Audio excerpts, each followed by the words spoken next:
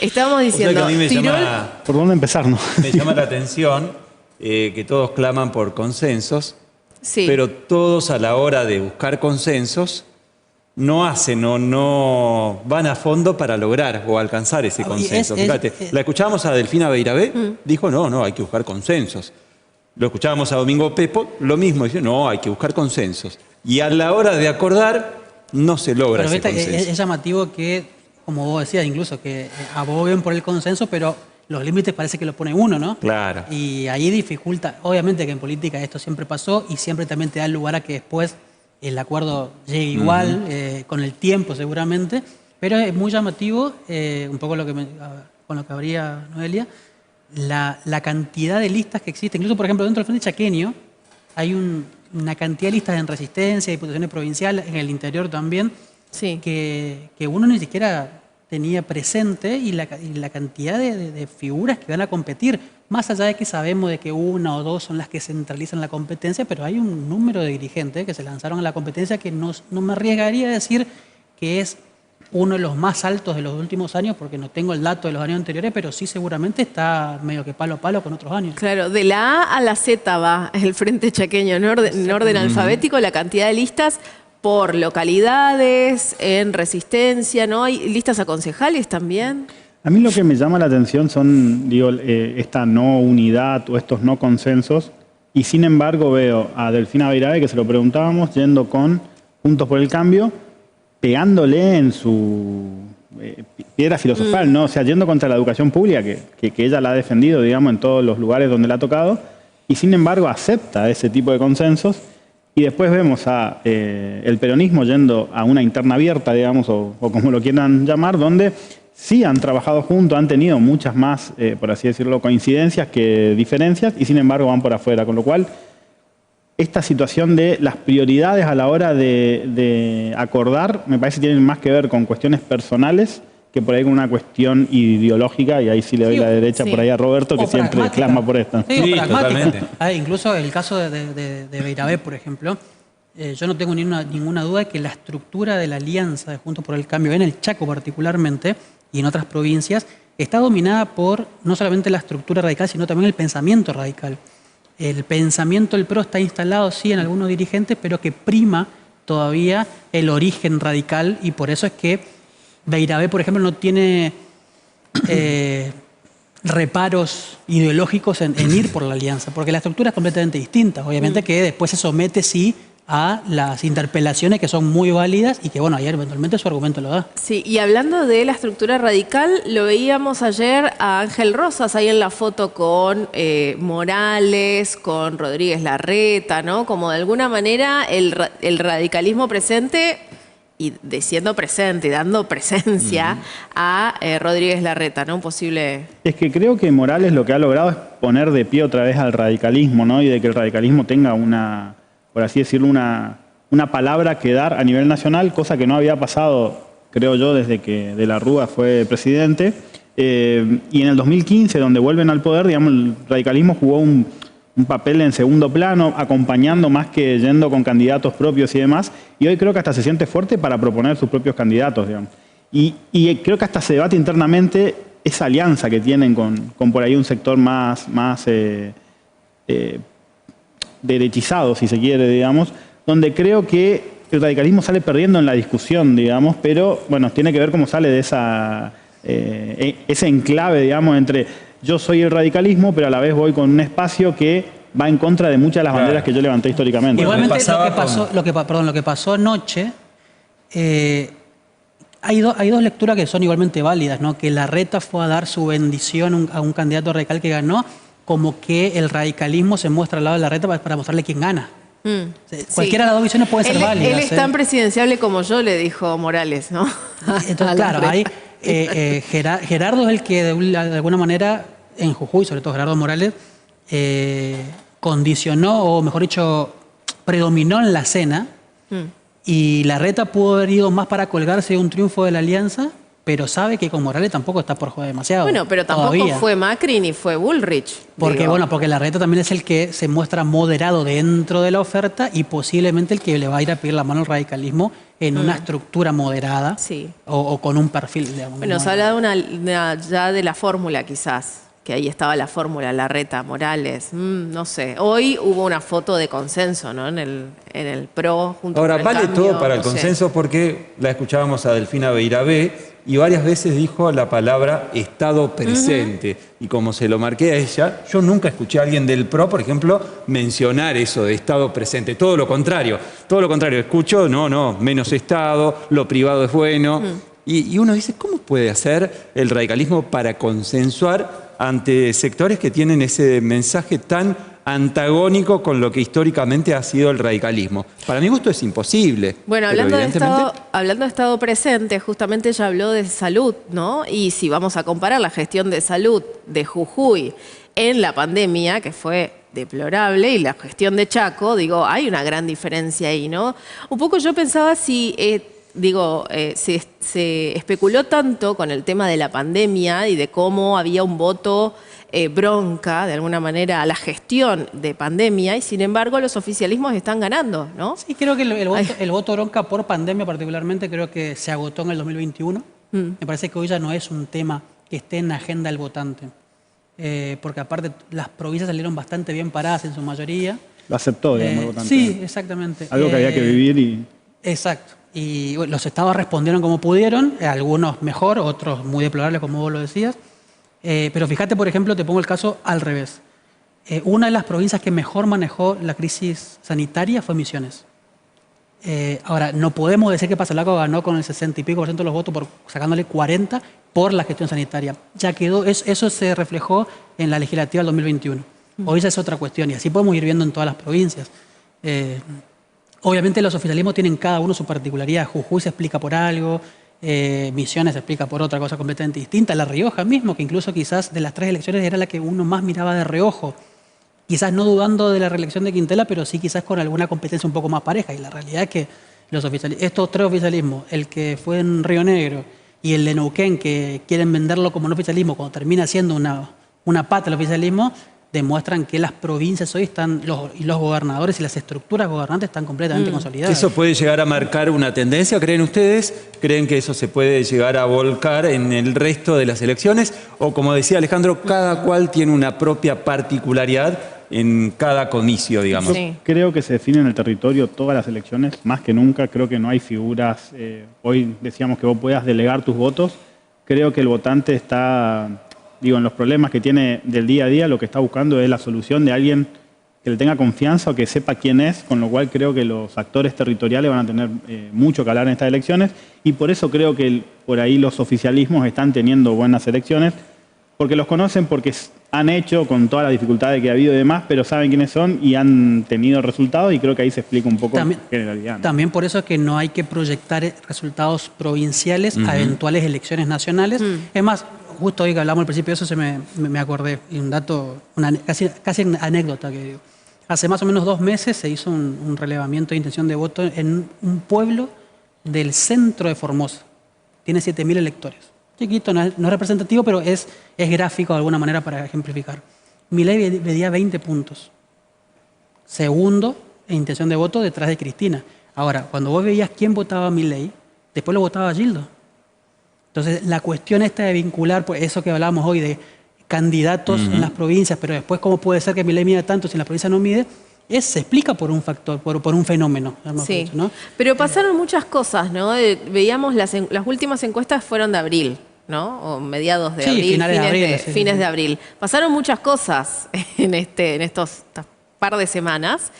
Y me parece que también van a pasar muchas cosas entre junio y las elecciones generales de septiembre, ¿no? O sea... No, pero antes, yo creo que antes, en mayo, se va a definir, para mi gusto, el que va a ser candidato o candidata del Frente de Todos. Y ahí te cambia el mapa. Sí. Claro, sí. Claro. Y si la figura, como dicen algunos, termina siendo Cristina Fernández, imagínate el escenario extremadamente polarizado que puede llegar a darse en ese caso. Sí. Y ojo que la estrategia de Juntos por el Cambio también va, o quizás se someta a discusión si Cristina va de candidata.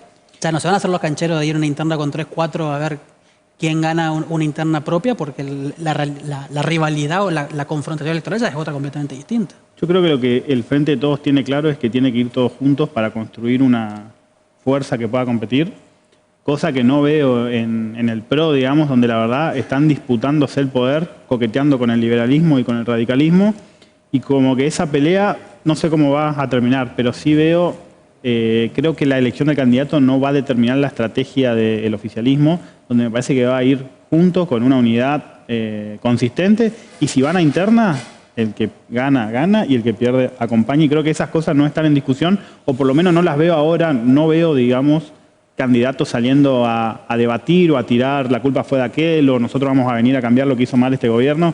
Creo que es muy mesurado, digamos, el discurso que tiene, y creo que la estrategia de ellos va a ir por ahí. Más allá del candidato, y que sí puede ser que rompa el esquema, creo que la estrategia está bastante clara de para dónde va a ir el Frente de Todos, ¿no? ¿Cuál? Esto de unidad, digamos, de trabajar en decir, bueno, tuvimos muchos problemas, pandemia, guerra, demás, no son excusas, la verdad que la inflación es un problema y lo tenemos que trabajar, pero para lo que pasó, nosotros venimos a mejorar el país y vamos a ir todos juntos atrás de esto, sin matarse en la interna. Ahora, una cosa es con Cristina, otra cosa es si Cristina no juega, me parece, ¿no? Voy a eso, ¿no? La estrategia electoral, por ejemplo, eso que mencionabas vos, Adrián, que estoy de acuerdo que así pasa, pero, por ejemplo, si el candidato presidencial es Sergio Massa, es muy probable que se omita como eje de campaña los logros del 2011-2015. Si es Cristina la candidata, el eje de campaña son los logros del 2011-2015, y si el candidato termina siendo Grabois, bueno, una mezcla de cuestiones generacionales. Un Massa, digo por un nombre. Un Massa que en algún momento estuvo aliado con Morales, ¿no? Ni más ni menos. También. Con todo el mundo. También. Ahora tengo un dato, es información esto, ¿eh? Si Sergio Massa se presenta como candidato o precandidato del Frente de Todos, Daniel Scioli también lo va a hacer como precandidato. Hoy charlaba con algunos dirigentes nacionales del Frente de Todos y me decían, es más, desde el sciolismo están convencidos que ganan en una eventual interna. Así que ojo con ese escenario. Yo creo que son dos candidatos, como decía hoy Pepo, bastante parecidos en términos de un término más moderado y de conciliador, que por ahí un candidato que vaya más a romper cosas, digamos, un candidato más no digo revolucionario, confrontativo, claro, de que vaya ahora, por ahí a hacer una campaña más 2011-2015, relevando algunos hitos, algunas peleas que dio en ese momento el gobierno. Me parece que si son estos dos candidatos que vos decís, va a ser una campaña más de moderación, se hicieron bien las cosas, tenemos que trabajar algunas. Son tan distintos, ¿no? Si uno hurga un poquito, Massa y Scioli, ideológicamente yo me quedo con esa sensación. Demasiado. Hablando con muchos de los candidatos que han pasado por acá, no son tan distintos. Piensan lo mismo. ¿Por qué no se ponen de acuerdo? Hacen un gabinete para cada uno y... Pensemos que hoy le preguntamos a Beirabé lo que se le preguntó en su momento a Polini o mismo a Dero. No le preguntamos esto a los que van internos frente a todo, porque todavía no hemos tenido la posibilidad, pero dentro del radicalismo ninguno sabe explicar las diferencias que tienen, más allá de resaltar una cualidad personal de su candidato o su candidatura. Pero al final del día, viste que siempre la frase es tenemos más similitudes que diferencias. Bueno, entonces, ¿por qué llegamos a esta instancia? Y al final de todo, la respuesta seguramente sea el ego de liderar. También es válido, digo. O sea, yo creo que estoy más preparado que vos y voy a jugarla, y si gano, gano, y si no, te acompaño. Termina siendo el predominio por eso, por el liderazgo, por quien encabeza. Sí, ¿no? Y me parece que por eso el otro día decía, me parece que estas pasos son las más internistas de todas, ¿no? Aquí en el Chaco al menos, ¿no? Donde realmente se están midiendo los espacios internos, ya no con un candidato de la oposición, sino hacia adentro. Vamos a ver cuánto se mide. Sí, pero ¿y creen que hay un peronómetro respecto a las PASO para el peronismo y un posterior acuerdo para las nacionales?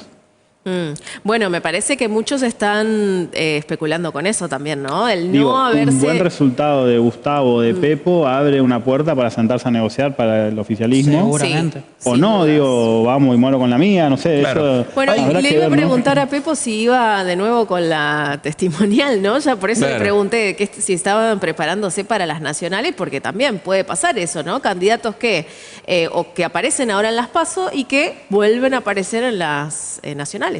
Vos sabés que con el tema de las PASO yo no soy habitualmente, no aliento demasiado el tema de las PASO porque en términos generales fíjate que no hay competencia interna. Y no sé si ahora habrá, salvo algunos espacios, decididamente una competencia interna pareja. que uno diga, che, mirá, acá esto hay que observarlo con mucha por el atención. cambio lo es ahora, digamos. Claro, pero sí. fíjate, hay un candidato a intendente o precandidato a intendente del Frente Chaqueño que no cumple con el tema de la cuestión de género, pero no se le puede achacar nada. Se llama Carlos Barraza, es de Unidos por la Dignidad. ¿Sabe cuándo es el candidato? ¿Cuánto lleva en su lista de candidatos? Uno solo, él mismo, Carlos Barraza. Mirá vos. Y uno dice, che, pará, ¿y esto qué tiene que ver con la competencia interna? Vas vos solo como candidato, ni siquiera tenés concejales y te presentás igual en una lista para competir. ¿Cuál es el sentido? Esas cosas para mí me marcan, me distancian del tema de las PASO. Pero hay varias de esas listas, ¿sí? Donde encontramos... Uno solo. Claro, pero si nos preguntamos el sentido de la competencia, ojo. Acá, en este claro, caso. sí, pero digo, el otro día yo le pregunté algo parecido al AVE con otras palabras para no ser tan duro. Al AVE no va a ganar la intendencia ni va a sacar un concejal, eso está clarísimo. Ahora, entonces, yo le pregunté cuál es el sentido ¿Y si de es competir? Capitanich solo? ¿Si es Capitanich solo? No, tampoco. No hay forma de sostenerse, digamos. El gobernador actual, digo, o sea, podría Claro, ser no, pero me refiero a que no hay forma de sostenerse en donde uno solo es el candidato, en donde, ¿qué sé? ¿Es candidato a intendente o a emperador, se podría decir, no? Yo lo que sí espero un poco más de la campaña, ¿no? Y ya, si bien empieza el 18, es un poco más de propuestas. La verdad que hasta ahora ha sido muy pobre y se ha debatido mucho la política, la interna, la rosca, y creo que hay políticas públicas para discutir fundamentales. Todos hablan de la educación, pero la verdad no escucho una propuesta de la educación, y la verdad que cuando uno se pone a buscar en YouTube, ni hablar si se pone a investigar un poco, ve que la educación en el mundo ha evolucionado muchísimo, y ese es un tema que parece que no está, digamos, acá, ¿no? Digo, o sea, más allá del conectar igualdad en algún momento para digitalizar la educación, después no ha habido mucho más. Bueno, el gobierno provincial lo está llevando adelante con el nuevo régimen educativo, que el año pasado lo impulsó, lo está desarrollando, pero como decía Delfina Beirabé, los procesos educativos para que se vean resultados son largos. Claro, el tema es, habrá que ver un proceso también. Claro, habrá que ver cómo impacta ese nuevo régimen educativo. Y también hay otra realidad respecto de la titularización de los docentes, que es lo que están reclamando. Por otro lado se dice, bueno, pero las carreras... Para mí fue un poco polémico igual lo que dijo Beirabé en ese sentido de, bueno, hay que reacomodar carreras que a veces oculta el cierre, ¿no? Forma parte... Sí, puede ser, pero en realidad el debate de fondo en este caso es la reforma de la currícula educativa, para simplificar el nombre, digo. La realidad es que los chicos en la escuela, digo, ni siquiera estoy pensando en terciarios, sostienen todavía una currícula que está actualizada para sus tiempos. ¿Cómo entretenés a un pibe cuarto año, tercer año, quinto año, con contenidos que no le atraen? Y vos decís, bueno, sí, yo cuando iba a la escuela también me aburrí, me sentaba y tenía que estudiar, ¿qué va a hacer? Pero las dinámicas son otras. Totalmente. Entonces creo que la reforma educativa en términos de actualización curricular es necesaria. Ahora, es cierto que se lo toca o muy por arriba o ni se lo menciona. Y es un tema importante, obviamente, que tenés que después encuadrarlo en un marco nacional, todo lo que vos quieras, pero hay temas como esos que son muy profundos que nadie está hablando. Creo que la inserción laboral para adelante, digamos, los chicos que hoy no tengan la posibilidad de desarrollarse con la tecnología, cada vez la brecha va a ser más grande y se acelera muchísimo año a año, con lo cual me parece que más allá de discutir la coyuntura, de la carrera docente, de un montón de cosas, me parece que también, y lo propongo, digo, o sea, estaría bueno que se discuta a fondo esto y que incluso yo creo que ningún candidato estaría en contra de avanzar sobre un esquema así, que va a haber cambio, que va a ser largo, que va a ser lento, perfecto, pero digo, me parece que son cosas que hay que discutir y no estaría mal que sea un consenso de todos los candidatos, ¿no? Bueno, pero acá el debate se dio, por ejemplo, en términos educativos, y, por ejemplo, en el orden también de la provincia de Buenos Aires, otro tanto ocurrió, por el tema de la no repitencia, que se aprobó la no repitencia en el orden provincial, también ocurrió en Buenos Aires. En Buenos Aires no se terminó de implementar justamente por ese debate. Y es curioso, ¿no? Porque en el orden nacional, la oposición, el PRO, básicamente todo el tiempo pondera, por ejemplo, pone como ejemplo a seguir, como modelo educativo a Finlandia. Y Finlandia, por ejemplo, no tiene tampoco el sistema de repitencia, pero sin embargo en la provincia de Buenos Aires se opone a ese sistema de no repitencia y en Chaco también hacen lo mismo. A veces la sensación es, me opongo por oponerme y punto. Sí, creo así que no se puede debatir, ¿no? Es difícil lograr consenso. Es que tampoco es blanco y negro, digamos. Claro, yo seguro. puedo bancar el modelo de Finlandia con mis reparos, por ponerte un ejemplo, ¿no? El modelo finlandés que apoya el PRO está fuertemente basado en la educación de tecnología. Sí. Por ejemplo, enseñar programación de que tienen 4 años. Claro. Bueno, ¿qué hizo el PRO apenas asumió en el gobierno nacional? Saca el Conectar Igualdad. O sea, hay una especie de disociación entre lo que yo propongo y lo que yo hago después. Sí, yo creo que se discuten parches, digamos, o sea, repitencia sí o no, pero no estamos discutiendo el sistema. Porque la verdad que para el sistema que tenemos, seguramente la repitencia es un premio, un castigo. No tenemos el sistema de Finlandia, donde la verdad la educación tiene otras características. Entonces, discutir es totalmente sacarlo de contexto, digamos. Entonces creo que, digamos, la educación es algo trascendental y que todo el tiempo es un eje de campaña y la verdad que creo que tenemos que empezar a trabajar una reforma, digamos. Con propuestas concretas. Fíjate que lo mismo pasa con el mundo del trabajo, con el empleo, que los candidatos de la oposición mencionan crear empleo y lo que hablamos también en un programa, uno de los mejores indicadores que muestra el Chaco en estos últimos años es la creación de empleo. Ahora, si vos me decís, vamos a discutir la generación de empleo de calidad, es otra cuestión. La generación de empleo calificado es otra cuestión. Vamos a generar empleo de alta demanda en el mundo, ahí ya es otra cuestión. Pero simplificamos justamente la problemática para hacer un título, pareciera, ¿no? Totalmente. Sí. Otro punto que a mí me llama la atención, chicos, y no es el tema de todos los candidatos que han pasado, unos más que otros menos que otros, han marcado que uno de los problemas principales del Gran Resistencia de Chaco es el tema de los piquetes. Y ninguno, como se lo planteaba Domingo Pepo, hace tanto reparo en ese 54% de pobreza. Yo creo que prácticamente se va naturalizando ese porcentaje, no se lo instala como tema. Y sí, el tema de los piquetes, que para mi gusto es consecuencia de... Claro, y me parece que están mirando mucho las encuestas, ¿no? Claro. ¿Qué es lo que le preocupa a los focus group. Claro, los focus group de resistencia particularmente, ¿no? Pues no es algo que suceda quizás en otras localidades, o sí, pero digo, sí, no es a la misma... Hay un tema más que quería resaltar antes de cerrar, que tiene que ver, se habla de los ingresos de la provincia, de la coparticipación, y me parece que estamos discutiendo una torta cada vez más chica como chaqueños y deberíamos, como provincias, discutir una ley de coparticipación, pero con el gobierno central y no pelearnos entre nosotros de si recibo más que aquella provincia y demás. Claro. Y me parece que es un eje que se lo está llevando a...